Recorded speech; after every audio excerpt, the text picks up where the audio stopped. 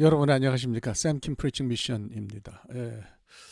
그 이삭이 그란에 가서 농사짓고 우물판 이야기를 이제 두 번에 끝내려고 했는데, 그러니까 오늘 끝내려고 했는데 그게 잘 되질 않는 것 같습니다. 그래서 아무래도 이 우물판 얘기를 한 주 더 해야 될 것 같아요. 그러니까 그저 뭐 여러분들이 한 번 더 창세기 공부를 한 번 더 한다 이렇게 이제 생각하시고, 그러고서 이제 뭐 들어주시면 대단히 감사하겠습니다. 뭐 이번 주는 제가 또 좀 정신없이 제가 돌보던 환자 가운데서 네 분이나 세상을 떠나셨어요. 그래서 그 뒤처리하는 게 좀 마음도 그렇고 뭐 그렇지만은 뭐 우리가 다 하늘에 소망을 두고 있으니까 뭐 괜찮습니다. 자, 하여간 오늘부터 이제 이삭이 이제 그 그랄 골짜기에 가서 우물판 얘기를 이어서 농사짓는 이야기에 이어서 좀 하도록 하겠습니다. 본문은 26장 17절부터 22절까지입니다. 제가 본문을 읽죠.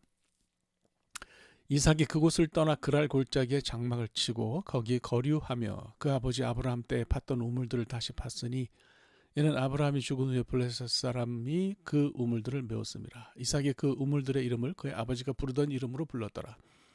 이삭의 종들이 골짜기를 파서 샘 근원을 얻었더니 그랄 목자들이 이삭의 목자와 다투어 이르되 이 물은 우리의 것이라 하며 이삭이 그 다툼으로 말미암아 그 우물 이름을 에색이라 하였으며 또 다른 우물을 봤더니 그들이 또 다툼으로 그 이름을 신나라 하였으며 이삭이 거기서 옮겨 다른 우물을 봤더니 그들이 다투지 아니하였으므로 그 이름을 르호봇이라 하여 이르되 이제는 여호와께서 우리를 위하여 넓게 하셨으니 이 땅에서 우리가 번성하리로다 하였더라.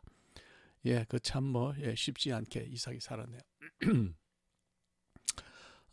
이삭을 보면 참 굉장히 흥미롭습니다. 겉으로는 별 특징이 없는 사람처럼 보일 수도 있는데 안을 들여다보면은 어떤 그 신앙적인 그 고집과 똘끼라 그래야 되나요? 요즘 완또라 그러죠. 완전 또라이. 그런 똘끼가 가득해요. 아브라함이 이제 아브라함이 아비멜렉이 아니 밖에서 굴러 들어온 돌이 뭐 여기서 아주 흥하고 부자가 되니까 그걸 견딜 수 없어서 그랄을 떠나라고 그래요. 그러니까 이제 이삭이 보인 반응이 독특합니다. 웬만한 사람들 같으면 참 더럽잖아요. 더러워서라도 북쪽으로 올라가 버리거나 아니면 남쪽이 바로 애굽으로 통하는 길에 있었으니까 그리로 갈 만도 했는데 이삭은 그랄을 사수했습니다. 그것을 떠나지 않고 그랄 골짜기로 거주지를 옮겼어요. 그것도 그랄이니까 사람들이 이제 쫓아올 만했는데 그렇지는 않았어요.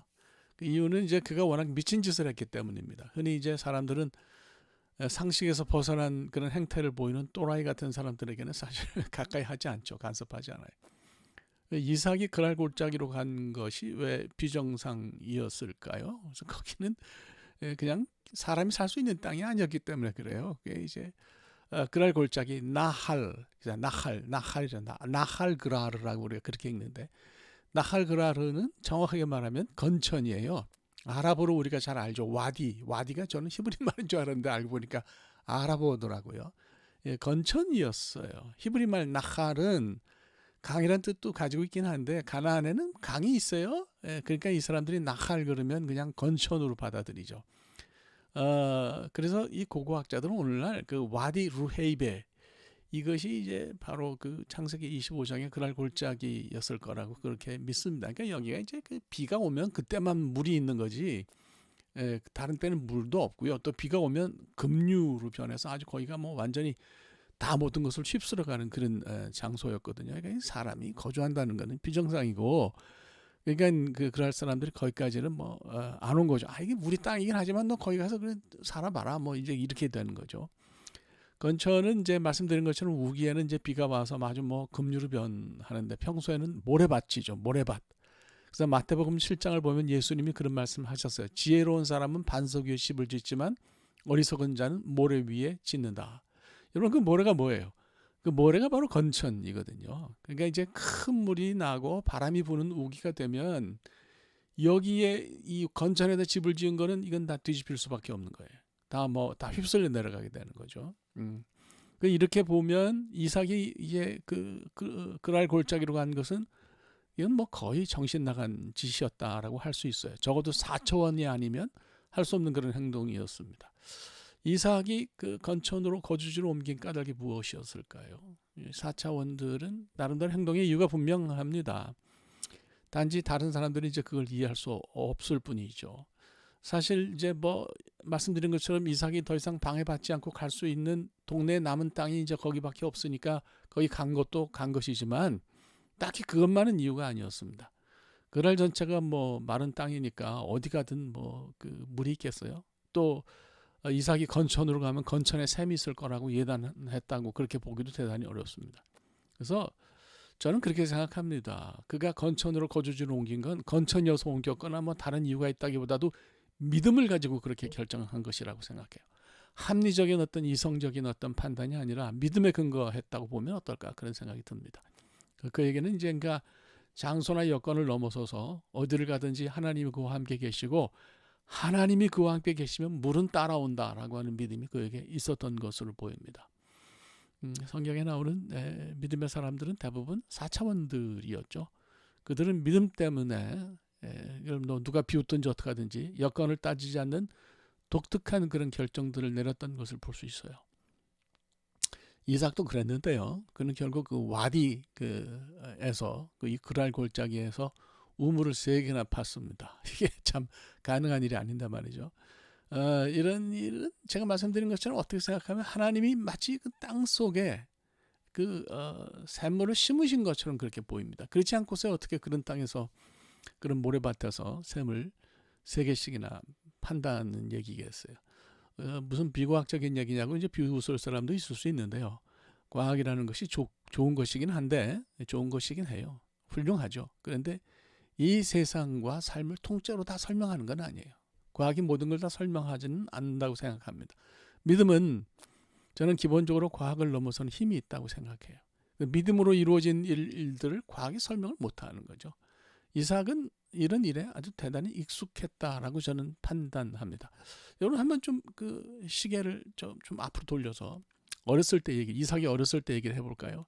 이삭이 어렸을 때 막 아버지 아브라함이 새벽잠을 깨우죠. 그러고서 야, 너 나랑 같이 갈 데가 있다. 그리고 이제 그 아버지 아브라함과 이삭이 함께 며칠을 걸어서 모리아 산에 간 적이 있어요. 영문도 모른 채로 이제 그 이삭이 이제 그 제단 위에 놓여졌는데 거기 그 아브라함의 그 표정이 어땠을까 저는 참 궁금합니다. 굉장히 굳어 있지 않았을까 싶은데 놀랍게도 그 순간에 순양 한 마리가 거기 나타났죠. 그 엉뚱한 순양이 제단에 눕기를 원했기 때문에 이삭이 거기서 일어날 수 있었습니다. 하필 그 순간에 제단 주변에서 순양이 대가리를 들이밀면서 나를 좀 봐달라고 한 이 사건을 어떻게 합리적으로 설명할 수 있겠어요? 제가 이미 다 말씀드렸으니까 더 이상 길게 말씀드리지 않겠습니다. 제가 말씀드리고자 하는 얘기는 여기서 이런 이유로 해서 이삭에게 그랄 골짜기는 또 다른 모리아였다. 저는 그렇게 생각합니다. 그러니까 샘물은 순양이라고 생각할 수 있는 거예요. 그는 위기가 가득한 골짜기, 그랄 골짜기, 뒤에 숨은 모리아, 이곳에서 다시 순양인 샘물을 만났다. 이렇게 말씀을 드립니다. 지난주에 잠깐 얘기했지만 네게브에서 그랄로 이주한 후에 이삭이 그 농사꾼으로 전업을 했잖아요. 하나님 주신 100배 수확이 그를 찾아왔어요. 그 짐 콜린스라는 사람이 쓴 Good to Great, Good에서 Grace로, 그러니까 우리말로는 좋은 기업을 넘어서 위대한 기업으로라는 그 책을 썼습니다. 그거 보면 이삭은 뭐 제가 볼 때 아주 위대한 CEO였어요. 인생을 통틀어서 100배 성장을 경험한 사람이 흔하겠어요? 예. 그런 사람 거의 없다고 볼 수 있죠. 그러니까 이런 그 과거의 경험들, 그러니까 뭐 모리아산에서 그 순양이 불쑥 튀어나온 사건도 경험하고, 그다음에 이제 그 농사로 전업을 해서 100배 수확을 만나고 이런 경험들이 쌓여서 만들어진 믿음이 저는 이삭을 와디로 가게 했다고 생각합니다. 본문을 보면요, 이삭이 찾은 우물을 샘의 근원 뿌에르 마임하임이라고 그렇게 불렀어요. 마임하임은 살아있는 물이란 뜻이니까 이거는 그 뭐 멈추지 않고 계속해서 솟아나는 살아있는 흐르는 샘물이라는 뜻이 되는 거죠. 그러니까 이삭이 발견한 샘은 다른 곳에서 흘러와서 이렇게 고여 있는 그런 물이 아니고 그 자리에서 물이 솟아나는 건 flowing water, spring 그런 거였다고 말씀을 드립니다. 그러니까 또 다른 순양의 존재를 믿고 와디로 들어간 이삭에게 하나님이 엄청나게 큰 선물을 하셨다 이렇게 볼 수가 있는 거죠. 하나님도 이쯤 되면 4차원이 아니신가 싶어요. 4차원 편을 들면 4차원 같은 4차원이니까 그러신 거죠. 말씀드리자면 하나님의 생각은 우리 위에 있지 않나 싶습니다. 그분과 함께 사는 것은 이 땅에서 믿음을 가지고 4차원으로 사는 것이다. 조금 그 극대화해서 말하면 그렇게 말씀드릴 수 있어요. 그래서 4차원으로 살기 위한 필요 충분 조건은 믿음이라고 저는 그렇게 생각합니다. 이런 믿음을 가지고 살면 우리 삶이 아무리 예측할 수 없다 하더라도 사실 우리 삶이 예측할 수 없죠. 금방 무슨 일이 일어날지 우리는 모릅니다. 근데 이런 현실에서도 얼마든지 위풍당당하게 살 수 있다고 저는 믿어요. 이삭이 이 우물을 그란에서 우물을 판 사건을 통해서 우리가 그걸 볼 수 있지 않습니까? 그래서 이삭과 같은 그런 믿음으로 살게 되기를 간절히 바랍니다. 다음 주일은 이제 두 개 우물 뺏긴 얘기, 마지막으로 우물 파고 브엘셰바로 넘어간 얘기, 그렇게 해서 마무리 짓고 그 다음에 이제 야곱 얘기로 넘어가도록 하겠습니다. 자, 기도하겠습니다. 하나님, 이삭이 믿음을 가지고 와디로 들어갔을 때 하나님께서 거기서 그에게 샘물을 허락하신 것을 봅니다. 우리가 사는 세상에서 비록 앞일을 우리가 예단하거나 예측할 수 없다 하더라도 믿음을 가지고 하나님만을 바라보며 걸어갈 수 있는 우리가 되도록 역사하여 주시옵소서. 예수 그리스도의 이름으로 간절히 기도합니다. 아멘. 네, 감사합니다. 오늘 여기까지 하겠고요. 다음 주에 이제 말씀드린 것처럼 우물판 얘기를 좀 더 구체적으로 해보도록 하겠습니다. 고맙습니다. 감사합니다.